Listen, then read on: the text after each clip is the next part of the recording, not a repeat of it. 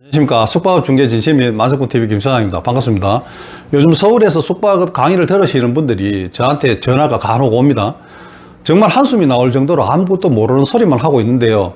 정말 모를 때는 벤치마킹 아시죠? 돈 번 업자들 그냥 따라만 하면 2등은 되잖아요.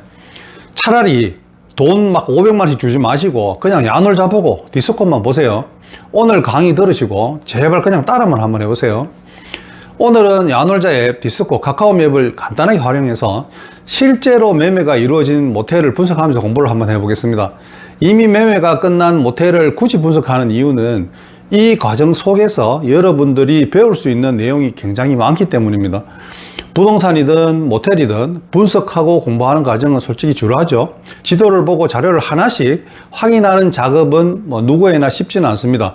하지만 이 지루함을 견뎌내는 사람들은 결국 돈을 벌 수 있는 무기가 생기는 거죠. 오늘 분석할 모텔은 안동 브라운도트 태화점입니다. 디스코를 보면 2024년 8월에 13억 3천에 거래가 되었고 2025년 9월에 45억 2천만 원에 다시 매매가 되었습니다. 약 1년 만에 매매가 차익이 약 32억 원이 발생한 사례인데요.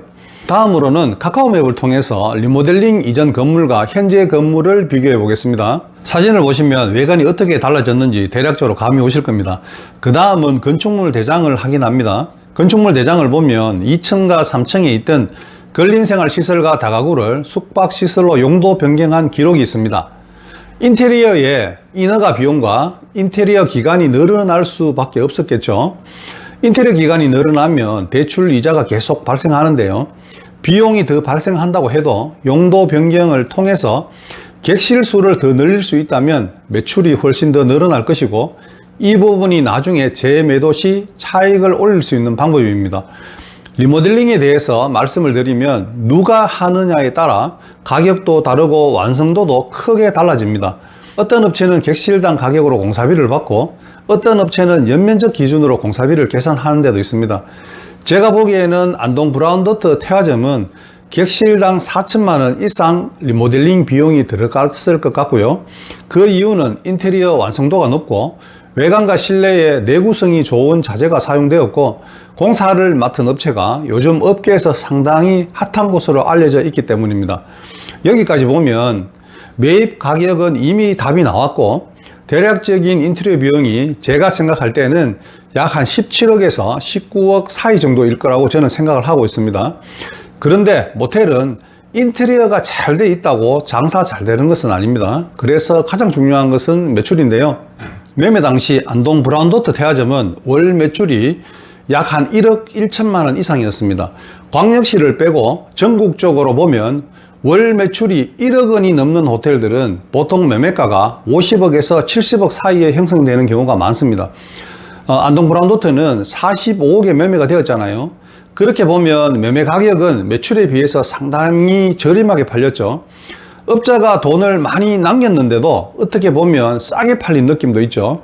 그래서 이 매물도 단순히 건물값이나 인테리어가 아니라 매출이 가격을 끌어올린 핵심 요소였다고 볼 수 있습니다. 야놀자에서 안동 브라운도트 태화점을 찾아보고 계속 지켜보면 객실 단가와 객실 점유율을 알 수 있겠죠. 오늘 우리가 안동 브라운도트 태화점을 보면서 알 수 있는 것은 리모델링 할 만한 물건을 정말 잘 고르면 대박이 터진다. 인테리어 업체를 제대로 선정해야 되고, 하지만 여기서 꼭 주의할 점은 비싸게 팔 모텔은 오늘의 브라운도트와 같이 인테리어를 제대로 해야 되겠죠. 하지만 대충 어느 정도 마진을 보고 팔 것 같으면 가성비 있게 공사를 해야 됩니다.